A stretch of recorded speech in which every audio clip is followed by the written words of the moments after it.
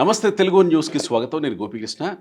ప్రముఖ రాజకీయ సామాజిక విశ్లేషకులు అడుసుమిల్లి శ్రీనివాస్ గారు ఉన్నారు. నమస్కారం శ్రీనివాస్ గారు. నమస్కారం అండి. శ్రీనివాస్ గారు, నిన్న జరిగిన సుప్రీంకోర్టులో జరిగిన విచారణ మీద సుప్రీంకోర్టు చేసిన వ్యాఖ్యల మీద చర్చలు జరుగుతున్నాయి.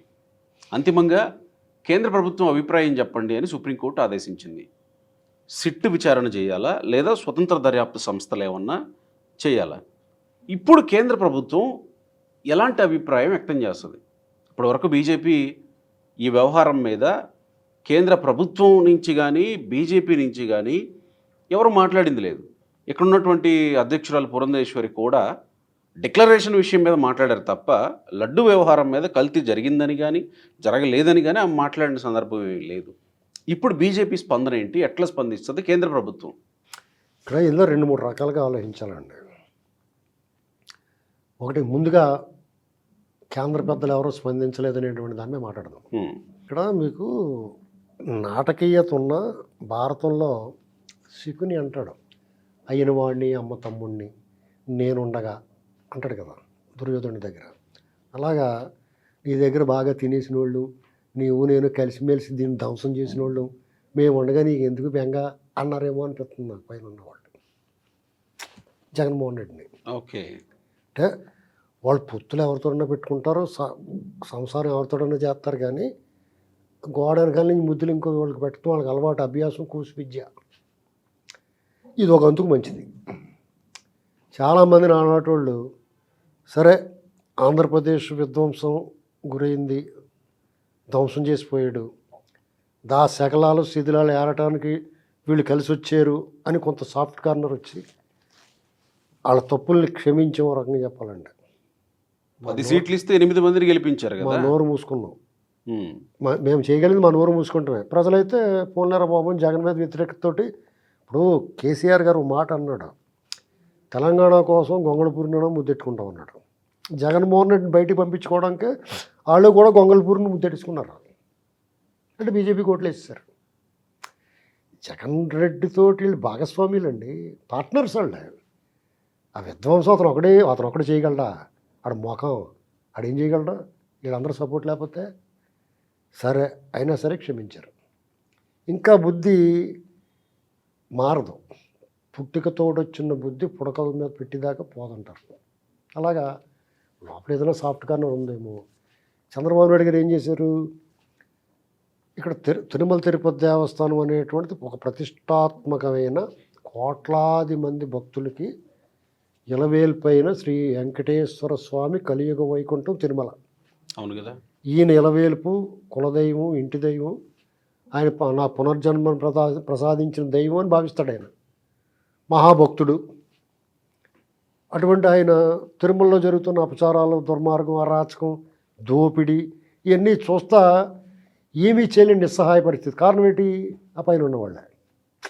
సాధారణంగా ఇప్పుడు ఏం చేయాలో ఎవడన్నా కోర్టుకు వెళ్తారు, కోర్టుకు వెళ్తే లేకపోతే దర్యాప్తు సంస్థ కప్పు చెప్తారు. అన్ని వ్యవస్థలో పుచ్చిపోయి పురుగడేస్తే ఏం చేయగలుగుతాడు ఎవడన్నా? ఇక్కడ చూస్తే చేతుల అధికారం లేదు, మదన పడుతూ ఉన్నారు అందరూ, భక్తులు, ప్రజలు, పార్టీలు, చంద్రబాబు గారు అందరూ కూడా. గత 5 ఏళ్ళు ఇప్పుడు అధికారంలోకి వచ్చాడు. ఆయన మొదటగా ప్రక్షాళన ఇక్కడి నుంచే ప్రారంభం చేస్తామని చెప్పాడు. ఆయన ఇలా ఏం చెప్పలేదు, అది ఫస్టే చెప్పాడు. అక్కడి నుంచి ఆ కార్యం ఒక ఏవోని తీసుకొచ్చి పెట్టాడు. ఆయన దాని మీద చేస్తున్నాడు. లడ్డు బాగోలేదు, నాణ్యత బాగోలేదు, పవిత్రత దెబ్బతీస్తున్నారు అనేటువంటి అనుమానం వచ్చింది. దాని మీద చెక్ చేశారు, దొరికింది క్లియర్గా ప్రూఫ్స్, ఎవిడెన్స్ చూసుకున్న తర్వాత 2-3 నెలలు పట్టింది. దాని మీద అన్ని విధాలు ఆలోచించిన తర్వాత ఇది జరిగిందా లేదా 1కి 10 సార్లు ఆలోచించి అప్పుడు ఆయన యాదాలాపంగా చెప్పాడు. ఇది వాళ్ళ మీద ఏదో బ్లేమ్ చేయాలి కాదు, ఇలాంటి మీద మార్పు చేసుకుంటూ వస్తున్నాం. దుర్మార్గాలు చేశారు వీళ్ళు. ఆఖరికి ఆ లడ్డు కూడా కల్తీ చేసేటి దుర్మార్గుడు. ఇప్పుడు చంద్రబాబు నాయుడు గారి నైజం మీరు ఆలోచించండి. జగన్మోహన్ రెడ్డిని వేధించాలన్నా, ఎగిరెగిరి తన్నాలన్నా, ఇలాంటి ఆరోపణలు చేసి తన్నాలా? కోడని తొక్కేస్తే అది ఏంటంటే భూమిజాండి ఉండి అది ఏం పెగ్గలడా ఉన్నానన్న అధికారం పోయిన తర్వాత. వాళ్ళు మడుగులో ఉన్న మొసళ్ళాటి వాళ్ళు, అధికారం ఉన్నప్పుడు మడుగులో ఉన్న మొసళ్ళాటి వాళ్ళు అధికారం పోతుంది. నేను వాళ్ళు ఇంటి మంది చూసాను, నేను 10 మంది లేరు. ఎవరొస్తారో అందరూ పారిపోయి వదిలేసి. వాళ్ళదంతా కూడా ఇప్పుడు రోజా అయినా, కొడాలి నాని అయినా, లేకపోతే ఇంకోడైనా వాళ్ళు అధికారం ఉన్నప్పుడు మాట్లాడతారు, దమ్ము ధైర్యం అని చెప్పుకుంటారు వాళ్ళు. ఇప్పుడు ఎక్కడ పోయారు వాళ్ళంతా? వాళ్ళంతా కాగితం పుల్లు.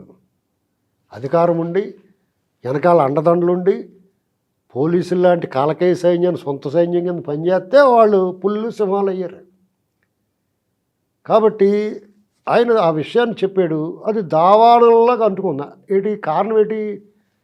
ఇప్పుడు తాటాకులు అగ్గిపూల గీసిన వెంటనే అంటుకోవాలనుకో అది ఏమై ఉండాలి? ఎండిపోయింది. బాగా ఎండిపోయి పొడి పొడి రాలిపోతూ ఉండాలి కదా. ఈ 5 ఏళ్ళ నుంచి జనం అందరికి అలాగ ఉంది. ఎవడో వచ్చి పిల్లి మెడలో గంట కడతాడా, ఎవడో వచ్చి ఈ గుడి గంటలు మోగిస్తాడా, ఎవడో వచ్చి ఈ అప్రతిష్ట పాలు చేసిన అపచారం చేసిన వాళ్ళు తోలు తీస్తాడా అని ఎదురు చూస్తూ ఉన్నారు. ఒక్కసారి ఈ మాట అనగానే బొగ్గుమని మండారు. వాళ్ళకి ఎంత తాకిందంటే వాళ్ళని సమాప్తం.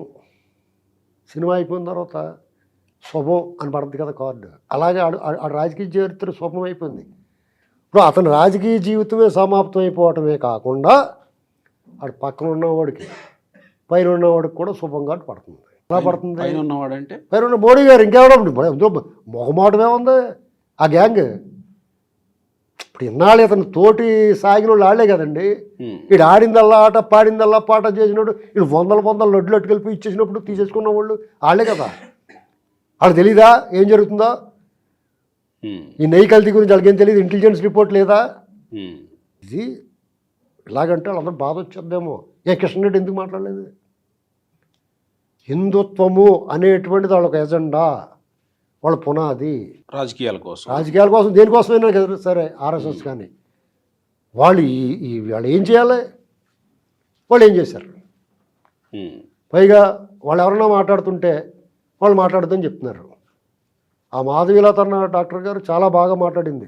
కొంచెం ఎబ్బెట్టుగా ఉన్నా, చూడటానికి జుగుప్స కలిగించిన ఒక వికారం వచ్చినా కానీ ఏదో లక్ష్యంతో పనిచేసింది ఆవిడ. అంటే రాజకీయాలతో నాకు పని లేదు, నా దేవుడే అనే విధానంలో ఆవిడ వెళ్ళారు. అలాంటప్పుడు డెఫినెట్గా జగన్మోహన్ రెడ్డిని కాపాడడానికి వాళ్ళు విశ్వప్రయత్నం చేస్తారు. ఎందుకంటే ఈ పాపంలో బాగా ఇప్పుడు చంద్రబాబు గారు ఈ అగ్గిపొల గీసి వదిలేసాడు, తిరుమల ఆ ప్రక్షాళన చేస్తాడు. లడ్డూలో కల్తీ ప్రసాదం అపవిత్రం అవటం అనేటువంటిది ఒక పార్ట్ అయితే, స్వామివారికి నైవేద్యాలు పెట్టుంటారు, ఇవన్నీ ఒక రకమైన బాధ అయితే, వీళ్ళు చేసిన అరాచకాలు అనంతం ఉన్నాయి. అక్కడ పరకామణి డబ్బులు లెక్క పెడతారు తెలుసా లేదు మీకు? స్వామివారిని దర్శనం చేసుకుని వచ్చేలా తిరిగి వెళ్తుంటే వెనకాల మన అందరికీ కనపడేలాగా పరకామణి డబ్బులు లెక్క పెడతా ఉంటారు. మా చిన్నప్పుడు చూసి వాళ్ళు జల్లించేవారు ఇలా డబ్బులు.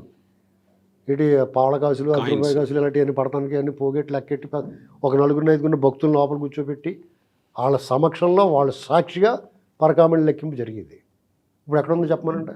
బయట. అసలు ఎక్కడుంది అది? బయట ఎక్కడుంది? ఎవరికి తెలదు. ఇప్పుడు మరి వీళ్ళు అధికారంలోకి వచ్చిన వీళ్ళకి ఏం తెలుసేమో తెలియదు నాకు. స్వామివారికి విపరీతమైన ఆ ఖజానా నిండా అంతులేని బంగారం ఉంది. అంటే ఇప్పుడు మీరు అన్నట్టు ఒక రకంగా అక్కడ అవినీతిని, అక్కడ కల్తీని బయట పెట్టడంతో పాటు మొత్తం మోడీ జగన్మోహన్ రెడ్డి ఒకవేళ నిజంగా బంధం ఉంటే ఈ కల్తీ బంధం కూడా బయటకు వచ్చే అవకాశం. అలా కదండి. ఇప్పుడు చంద్రబాబు గారు మోడీ గారు జోలికి వెళ్ళడం, వాళ్ళిద్దరి మధ్య 9 సిగరెట్ అండి ఇచ్చేసుకున్నారు ఇప్పుడు. కాబట్టి వాళ్ళ జోలికి వెళ్ళిన వీళ్ళు ఇలాగైతే చాలా కేసులు ఇతలు తీయాలి. వాళ్ళ మొఖం చూసుకొని వదిలేసాడు. దాని ఉదాహరణ జత్వానీ కేసులో జిందాలను వదిలేయటమే. ముందు జిందాలను వెళ్ళవరు నువ్వు ఎలా నీ మొఖం చూపించాను అలా ఫస్ట్ అనాలక్కలేద్దా? కానీ అది వదిలేశారు కదా. ఎందుకంటే సరే వాళ్ళకి వెళ్ళడం ఎందుకు, ఇక్కడ ఉన్న వాళ్ళు పని పడదాం అనుకున్నారు. ఓపెన్గా మాట్లాడుకోవాలంటే అది ఏంటండి, ఈయనంత ఉదారంగా వ్యవహరిస్తుంటే వాళ్ళు ఇందాక ఆయన ఎవరు పెద్ద మనిషి అన్నాడు సుధారా గారు లాంటి వాళ్ళు పిల్లి గుడ్డిది అయితే అన్నట్టుగానే వాళ్ళు అలాగే చేస్తారు. ఇప్పుడు ఈయన స్వామివారి కిరీటాలు లెక్క పెడతారు రేపు.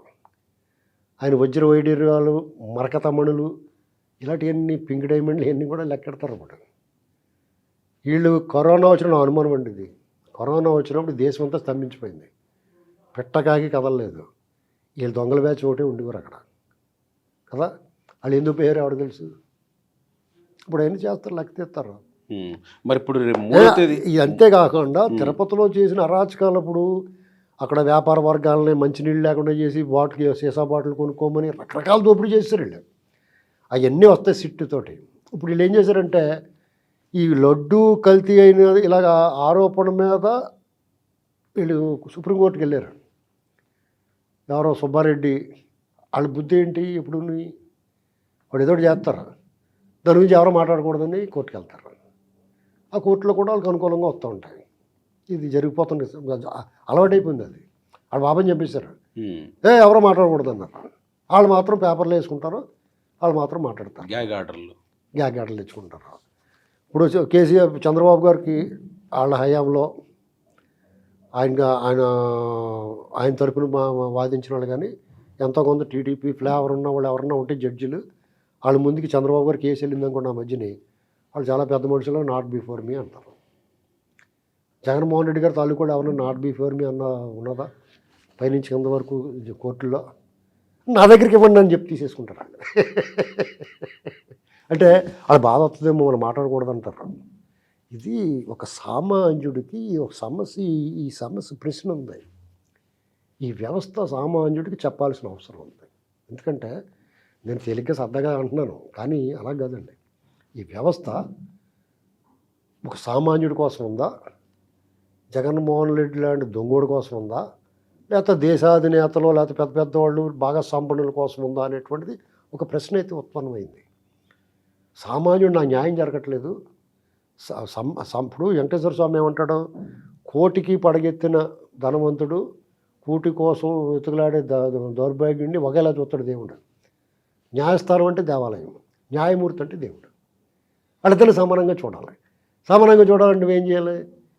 ఒక రోడ్డు మీద తిరిగి వాడికి ఏదైనా కేసులో వచ్చినప్పుడు నువ్వు ఎలా ప్రవర్తిస్తున్నావో చాలా గొప్పవాడికి కూడా అలాగే ప్రవర్తించాలి. ఇది అలా జరుగుతుందా, ఎందుకు జరగట్లేదు అనేటువంటి ఒక సందేహం ఉంది సామాన్యుడికి. దాన్ని నువ్వు నివృత్తి చేయవలసిన అవసరం ఈ వ్యవస్థల మీద ఉందా లేదా, ఇది నా ప్రశ్న. రైట్. ఇప్పుడు ఈ విషయానికి వస్తే సిట్టా స్వతంత్ర దర్యాప్తు సంస్థ ఏ అభిప్రాయం చెప్తుంది? కేంద్రం చెప్పే అభిప్రాయాన్ని బట్టి ఇంకొంత అర్థం చేసుకోవచ్చేమో కదా. బాగా క్లారిటీ వస్తుంది. ఇది కాలం కలిసి వస్తే నడిచి వచ్చే కొడుకు పుడతాడు. ఇప్పుడు జగన్మోహన్ రెడ్డి పని అయిపోయింది, ఈ చీడ పీడ వదిలింది, ఈ భూతాన్ని నుంచి మించి తరివేసామని అనుకుంటున్నారు ఆంధ్రప్రదేశ్లో ఇప్పుడున్న పాలక వర్గం. ఇలాంటి సంఘటనల వల్ల ఇతని మీద ఈ అభియోగం వచ్చి వీళ్ళు తప్పు చేశారని తెలిసిన తర్వాత వాళ్ళు దాన్ని ఎదుర్కొనే విధానం వల్ల కొందరు బయటకు వచ్చి మాట్లాడతారు. అంటే మీరు అంటున్నది తెలుగుదేశం ప్రభుత్వం నుంచి ఇప్పుడు ప్రభుత్వం వీళ్ళ మీద చర్యలు తీసుకోవడానికి మొదలెట్టిందండి. ఇప్పుడు జగన్మోహన్ రెడ్డి మామూలుగా ఒక మతద్రోహం చేశాడు, ఒక దైవద్రోహం చేశాడు, దైవాపచారం చేశాడు.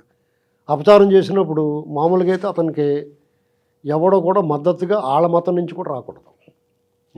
కానీ కొంతమంది అతనికి మద్దతుగా మాట్లాడుతున్నారు కదా. ఇప్పుడు తెలుగుదేశం ప్రభుత్వం, జగన్మోహన్ రెడ్డి ప్రభుత్వం అన్నాళ్ళు నోటుకొచ్చినట్టు మాట్లాడిన వాళ్ళు నోరు మూసుకున్నారు చాలామంది. ఇప్పుడు చాలామంది ఏమనుకున్నారు, సార్ పోనీ నోరు మూసుకున్నారు, వాళ్ళు నోరు మూసుకున్నప్పుడు ఇంకా వదిలేయాలనుకున్నారు ఇప్పుడున్న ప్రభుత్వం. ఇప్పుడు మళ్ళీ వాళ్ళు బయటకు వచ్చి మాట్లాడుతున్నారు కదా. ఇది రెండు రకాలుగా ఉంటుంది. ఇప్పుడు మనం ఎలకలు పడ్డానికి తోటలోకి వెళ్తాం, పొలంలోకి, అవి లబలబలమంట ఆ బొరియలో దాక్కుంటాయి. ఎలకలు లేవు కదా వెళ్ళిపోయాం అనుకోండి, మళ్ళీ వచ్చి తినేస్తాయి. సరే ఒక ఎరేసి పక్కనే మాటేసి కూర్చున్నాం అనుకో, మళ్ళీ ఏమన్నా ఉన్నాయా లేదని బయటకు వస్తాయి, అప్పుడు పెట్టేస్తారు అన్నమాట. అలా పెట్టేస్తారు వీళ్ళందరూ, లేదంటే ఎవరిని వదలరు. ఇప్పుడు మళ్ళీ మాట్లాడతారు కదా బయటకు వచ్చి. ఇప్పుడు మీరు నన్ను తిడుతున్నారు అనుకోండి, నేను నోరు మూసుకుంటే నన్ను కొట్టబుద్ది ఇంకోటి తిట్టేసి పోతారు, అంతే కదా. ఏంట్రా అని అనుకో దాడమే కొడతారు. ఇప్పుడు వీళ్ళు అలాగే అంటున్నారు. ఇప్పుడు వీళ్ళు కొట్టడానికి మామూలుగానే టీడీపీ ప్రభుత్వం చంద్రబాబు గారు ఎవరన్నా ఏదైనా అంటే ఆలోచిస్తాడు. అలాంటిది వాళ్ళు సైలెంట్ అయిపోయినాడు, వాళ్ళు వదిలేసినప్పుడు వాళ్ళు గొడవ ఎందుకు, మనం అభివృద్ధి చూసుకుందాం అనుకుంటాడు. ఇప్పుడు ఎప్పుడైతే వీళ్ళు ఇలాగా దుష్ప్రచారం మొదలెట్టారో, ఎదురుదాడి చేస్తున్నారో, ఇక లాభం లేదురా బాబు, ఇది మొక్క వంగనది మోన వంగది ఇప్పుడే తుంచేయాలని అనుకుంటాడు. అది కూడా రేపు ఈ ప్రభుత్వానికి బెనిఫిటే.